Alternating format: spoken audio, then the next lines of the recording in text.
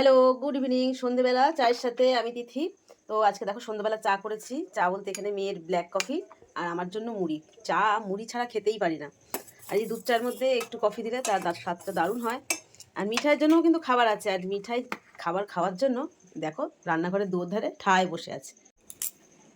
মিঠাইয়ের জন্য খাবার এখানে দেখো রেডি। মিঠাইয়ের জন্য এনেছি পাউরুটি।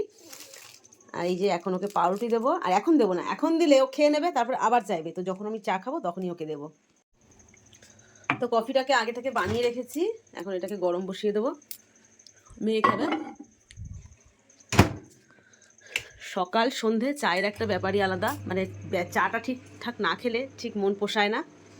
তো আমার এদিকে দুধ চাটা কিন্তু হয়ে গেছে। আজকে আমি একাই দুধ চা খাচ্ছি, সাথে কিন্তু ছেলে থাকে অনেক সময়, কিন্তু আজকে ছেলে একটু বেরিয়েছে। তো সন্ধেবেলা চায়ের কেমন কেমন তোমাদের আড্ডা হয় আমাকে জানিও। আর আমাদের চায়ের আড্ডা মা মেয়ে একসাথে। এটা আমার হচ্ছে সব থেকে ফেভারিট কাপ। চলো চা রেডি। মেয়ের চাটা গরম হয়ে গেছে। খুশি,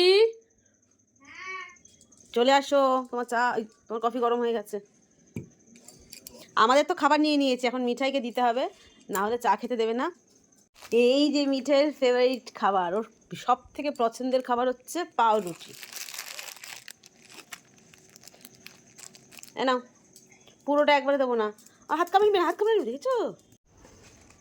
একবারে খাবি না কিন্তু, আস্তে আস্তে খা, আমাদের চা খাওয়া এখনো শুরুই করিনি।